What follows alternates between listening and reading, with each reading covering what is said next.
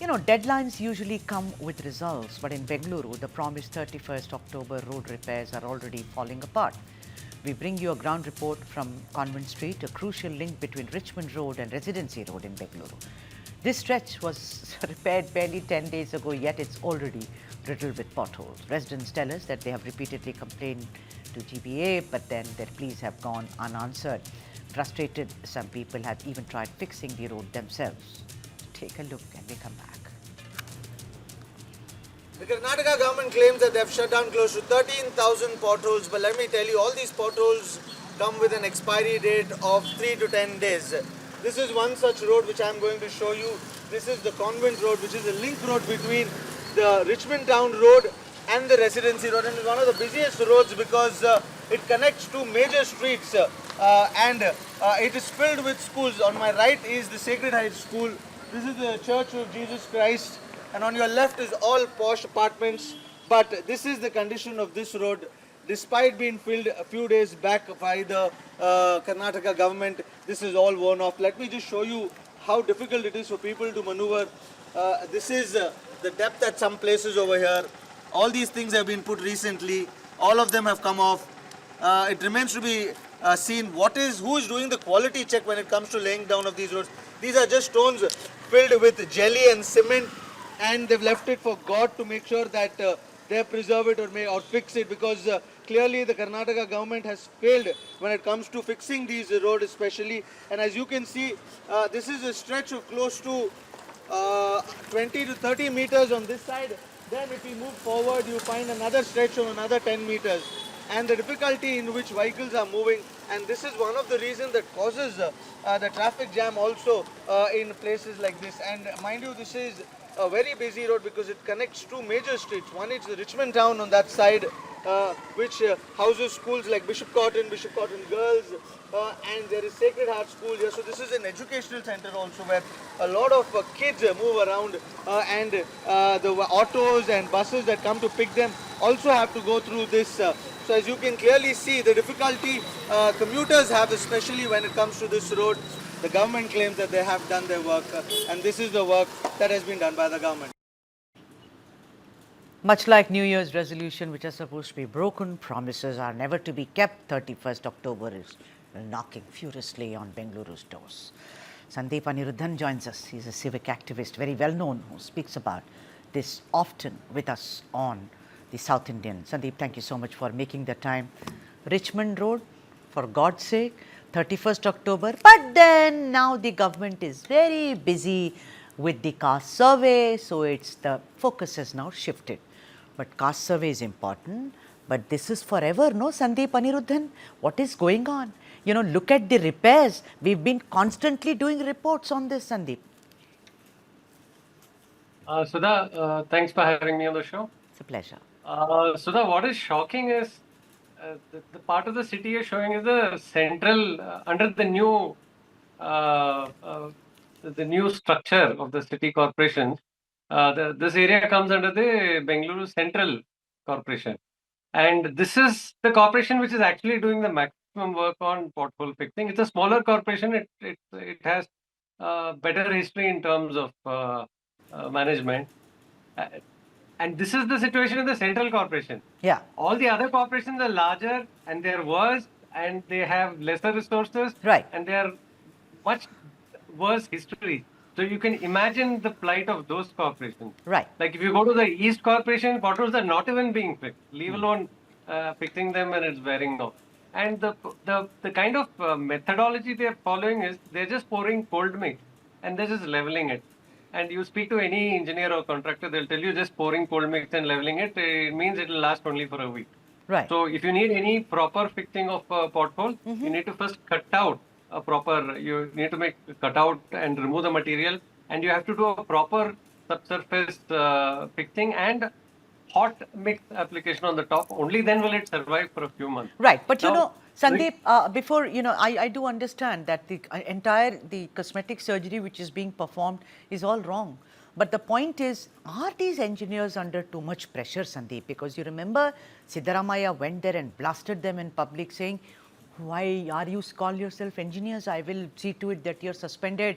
31st October is the date when I give you finish everything or else. Do you think this is the result of trying to hurry up and trying to meet the deadline? And this is the shoddy work that they end up with, Sandeep? Well, that is speculative in nature because my firm understanding of the system as it is that they love having these pothole fixing drama 3 or 4 times a year Huh. because they spend anywhere close to 1,500 to 2,500 crores every year.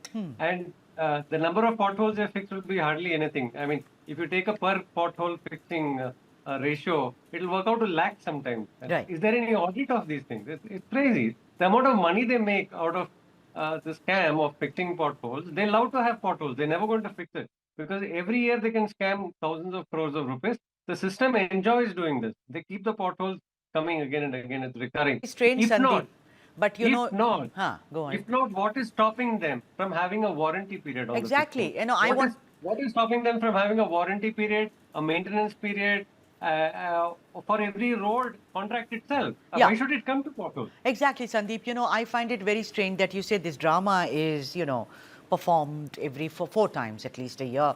I want to ask you, you know, when top industries say enough, I'm moving out, when people like Mohandas Pai, when people like Kiran Majumdar Shaw, they all of them stand up and they say, come on, get your act together, and still the drama is being performed when they also can't help with the needle moving.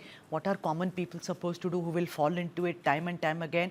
Do you think that this is again an eyewash, that the 31st October maybe, you know, they may achieve it and thump their chest, but ultimately, like my colleague Mohammad Wajiullah was reporting, everything will come off yet again and we will have killer potholes. Sorry, Bengaluru, but maybe that's what is the truth. Sandeep.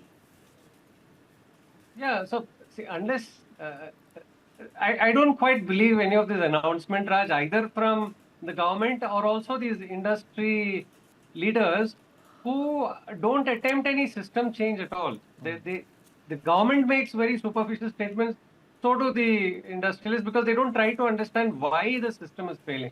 The system requires only two things. It requires transparency and it requires accountability. And if you look at the way any public work is done in Karnataka or Bengaluru right now, there is neither transparency nor accountability. That is where we are failing. If there was transparency and accountability, if all the road the contractors who are doing the work, what are the terms under which they're doing the work, what is the period of maintenance, and what is the period of warranty or guarantee for that work, is made public knowledge. Every road should have a public information board at one end or both ends of the road. And if somebody notices anything in it, any citizen should be able to go look up the board and find out who's the person who built that road, how long is the warranty period for that road. Yeah, and if that happens within the warranty period, the contractor should be held liable to fix it. There will be no potholes. No, but look at the corruption charges against the government now. The contractors are jumping up and down, and you said that during the BJP period, 40% Sarkara, and now the corruption has doubled. Sandeep Aniruddhan, transparency and accountability, these are oxymorons when it comes with governance in Karnataka, particularly potholes in Bengaluru. It's like saying benevolent dictator. There is nothing called that. So I'm asking you once again, why is there not an aggressive, a very firm citizens movement to see this far, no further? Yes, we certainly need, I mean, it's a few citizens who are actually asking these questions. It should become a mass movement. Every citizen should clearly understand that it is their money that's going down the drain. They are entitled to a livable city which is planned well, which is constitutional, which has the rule of law. None of these things are happening, and every citizen needs to stand up and demand from the government that whatever is promised in the Constitution, in the 74th Amendment, be given to the city in terms of planning authority, in terms of governance, in terms of devolution, and easy access of information and transparency and accountability. I think every citizen should start demanding these, and there should be more awareness. Otherwise, and if we don't become citizens, I think we are just consumers. Basically, people who are not getting involved in public affairs under the Athenian. It's very interesting if you study Greek democracy, the origins. In Athens, in ancient Athens, only a person who involved themselves in public life was considered a citizen. The rest were called idiots. That is the origin of the word idiot, by the way. So I We think like that, yeah. we yeah. should all stop being idiots. We should all become citizens. And the only way we become citizens is we start involving ourselves in public life, in governance, in demanding what is due to us, in Right, okay. providing oversight over governance and government.